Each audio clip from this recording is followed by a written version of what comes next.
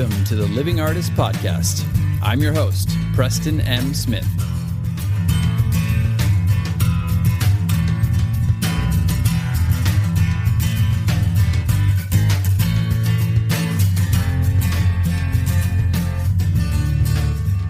Hey, everybody. Welcome to the Living Artist Podcast. I'm Preston M. Smith, at PMS Artwork everywhere on internet land and socials. I want to thank you for landing on this podcast. Whether you're a professional artist, just getting started in the art world, a collector of art, or just consider yourself a creative person, this podcast has something for you.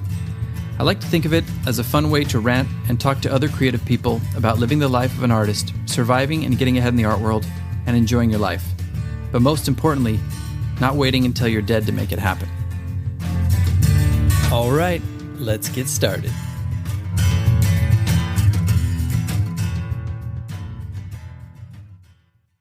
Oh man, I am done. Another painting finished. In the books. What am I gonna do with all these? If only somebody could save me. Oh God, you scared me.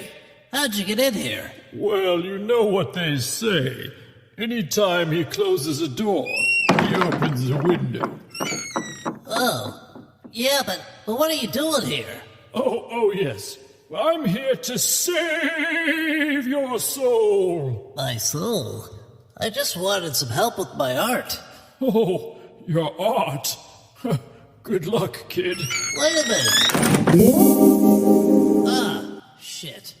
Isn't that always the way? Where are they when you need them? Welcome back to the podcast. As you might have guessed from the intro, we're going to talk about something that I call the artist savior complex.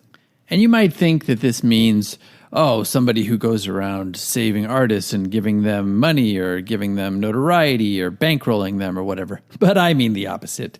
I mean when an artist has this idea in their mind that all they need to do is just create the work and focus on the work and everything else will take care of itself. Somebody will come down from above, like in the old theater, a deus ex machina. Somebody will come out of the sky and save you at the end. Like a gallery owner will come down and pluck you out of obscurity and just give you your day in the sun. And all of a sudden, everybody's going to be fawning all over you and buying your work. And you'll have collectors all over the world and you'll be a millionaire. Well, as you might have guessed from my exaggeration, that's probably not going to happen. And you know what? Even if it does happen, there's so much stuff that happens behind the scenes for years that leads up to that point of somebody doing the work and putting themselves out there to be discovered. So it's not just like, first of all, how are people going to even find you if you're just working in obscurity and you're working, not getting your stuff out there, not developing any business acumen, not doing social media, not doing any marketing? How are people going to discover you in a sea of artists? So we're going to talk a little bit about that today. From my 107-degree heat in the valley, we are going to talk about it. So you'll have to excuse any madness that comes from any mind melting that's happening right now. And it's happening. So let's get into the episode. All right. Lesson 1 coming at you. Put yourself out there. You heard it first from your buddy, McConaughey.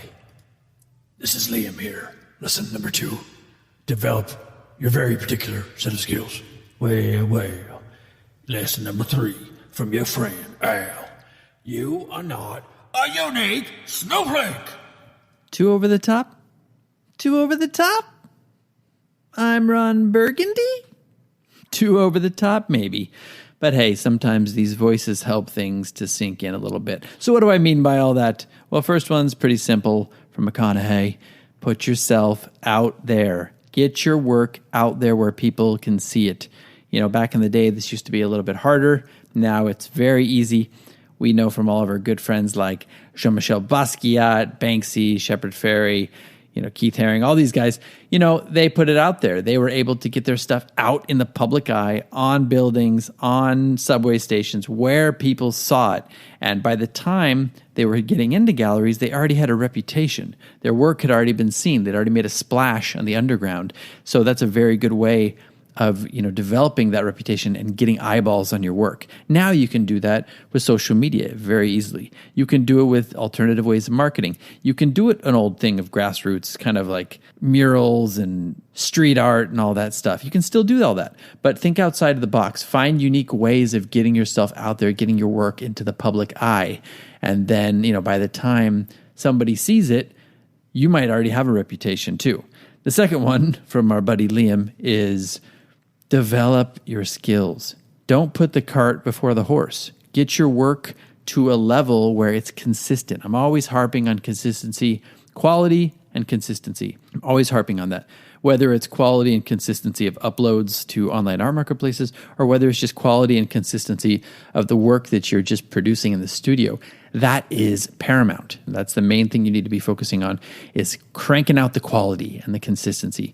Because with that quality and consistency, you're also going to develop that reputation of being like somebody who can deliver and an artist that people can go, oh, look at this. Everything that this person puts out is quality over time. They can go over your body of work and just go, man, this person has hundreds and hundreds of pieces that are quality. And let me tell you, nobody's really going to give you your shot, your big shot, your day in court without your voice, without you developing your voice and body of work, without having that as something to fall back on, having something distinct that people can go, oh yeah, this is this artist. This is what defines this artist. And maybe it's a bunch of things, but something that speaks to you, that speaks from you to other people, that's going to catch people's eye.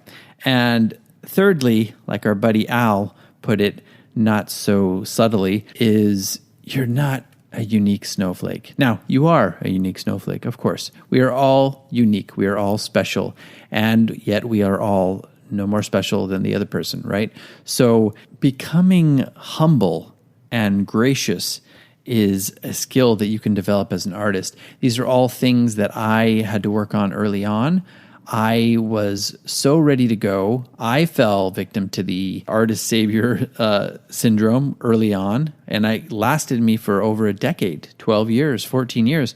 And man, it did not make me happy, because I just started feeling like, people are just not understanding me. They're not discovering me. This is unfair. The art world's unfair. And you know what? Nobody says the art world has to be fair, and nobody says that life has to be fair. And everybody knows that this is America, or wherever you're listening to it. This is, this is the new game. This is the art world. We have to get our work out there. There's a lot of competition. So you cannot just sit back, even if you are cranking out the work like I used to do. And I had a huge body of work before I started to successfully, quit my day job and become a full-time artist where I was supporting myself fully. I had a lot of work, but it didn't matter because nobody was really seeing it. I mean, the right people weren't seeing it. I was getting into shows. I was doing pop-up shows. I was doing small gallery shows. I was probably doing 4 or 5 of those a year. And that was fine, but it wasn't the right kind of attention. I was not in the driver's seat. I thought if I hit the right gallery, if I hit the right person, they were going to take over the reins. Well, one thing, and it's kind of a harsh reality for some of us, but it's also very empowering once you really are able to digest it and kind of get it. It is, we are in the driver's seat. We can figure out what our own little niche is. We can figure out how we want to portray ourselves in the art world and how we want to carve out our little section of the art world and, have that be something that we dictate. That's very important, and that's very empowering, and that's really cool. And that's also going to be something that eventually, if you do catch the eyeball or the attention of one of these blue chip galleries or somebody who really is a mover and a shaker or controls some of the big strings, well, that's going to serve you well, having already carved out your little niche, having carved out a corner of the art world that is your own. That's going to make you even more viable and attractive to that person or to that entity. Because it's just like anything now. If you want to publish a book, if you're trying to, approach a publishing house, a lot of times they're going to say, well, what have you done? How many books have you sold? Do you have an audience yet? And if you say no to those things, they're probably not going to take a risk on you unless you know them, unless they're a good, close, personal friend of yours. They're not going to really take that risk on you. So take the reins. That's what I'm saying. If you get nothing else from this episode, it is that we have to internalize that our careers are in our own hands. That doesn't mean that nobody will help you out ever. I definitely did not get any help for many years. It was kind of soul crushing for a long time, and it was very depressing, but I learned the hard way, and it took me time, but I also learned it. I learned the lesson, and now it's ingrained in my brain. So whatever it takes, re-listen to this if you need to, but get that concept that you need to take the reins and you need to put yourself out there in the right way with consistency and quality and a body of work. And that will serve you very well. Most of the people that I know and that I work with and that are contemporaries of mine and people that I've had on the podcast, like Drika Lobo and Sarah Svetlana and Theodosia Marchant and, you name it, a bunch of people that I've had on here, Mike Dubois and Man One, and even recently Nancy Hadley. If you look at all their stories, most of them forged their own path. They found their own way to figure it out. It wasn't just like, I'm going to find a gallery that's going to pluck me and, make me famous. A lot of these people found their own path and did interesting things. Lisa Collins is a great example of somebody who, forged her own path also and found her little niche with painting houses and historical houses and pounding the pavement and creating these awards and all this stuff. It's really interesting how there are so many different paths. I know a lot of people who do really well and just go and do art fairs, like Betsy Etzensberger did a lot of that stuff.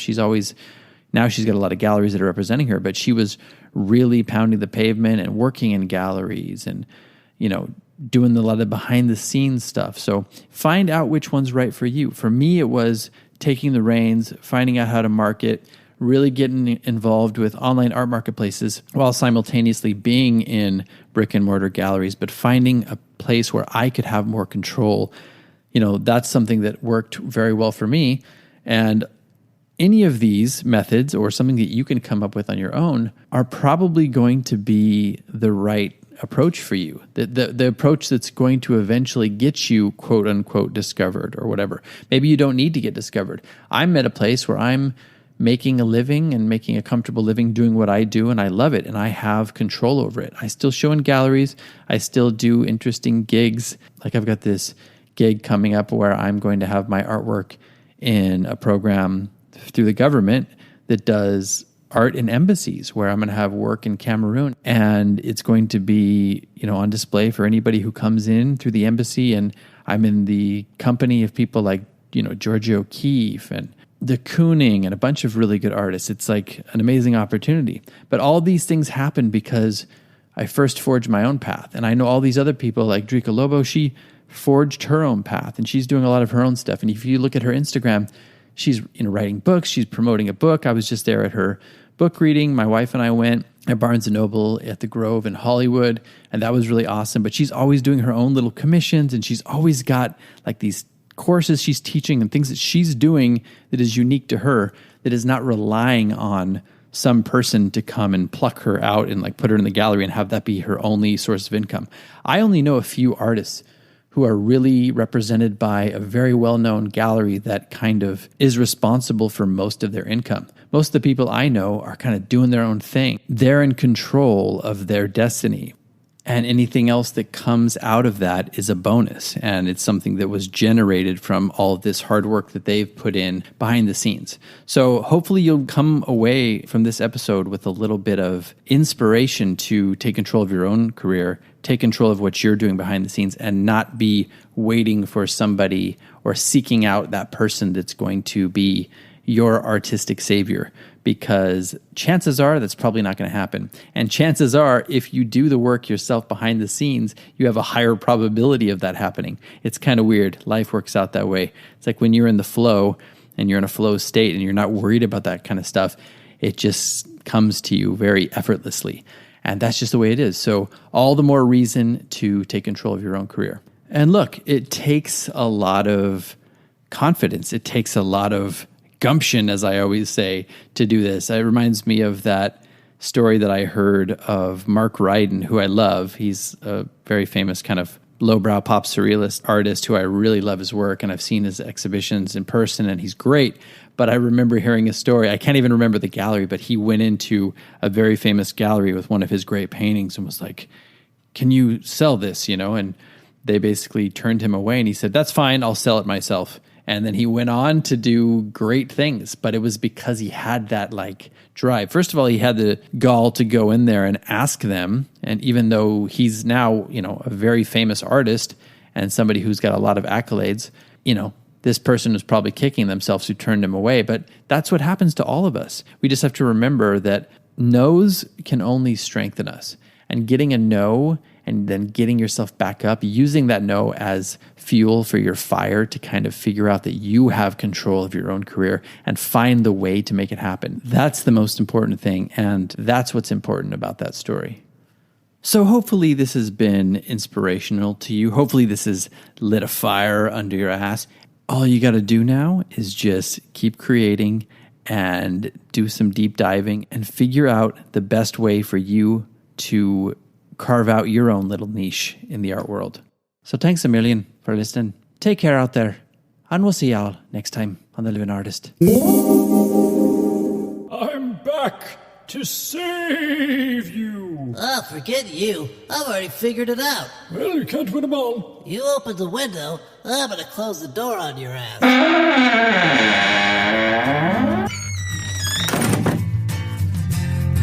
This has been the Living Artist Podcast. Thank you so much for listening. I just want you to know that I appreciate you being here, and I'm grateful to be in your ears. Your art and creative life on this planet is meaningful, so thank you for sharing it with me. If you like this podcast, whatever platform you're listening to it on, please subscribe and share it with your friends. You can also leave me a positive review to show your support. This helps me to reach more people with the algorithmic magic and keep the show going strong. If you want to see more of what I do and check out the art that I create, you can visit my website at www.pmsartwork.com or follow me on social media everywhere at PMS Artwork. That's it for now. See you back here next time.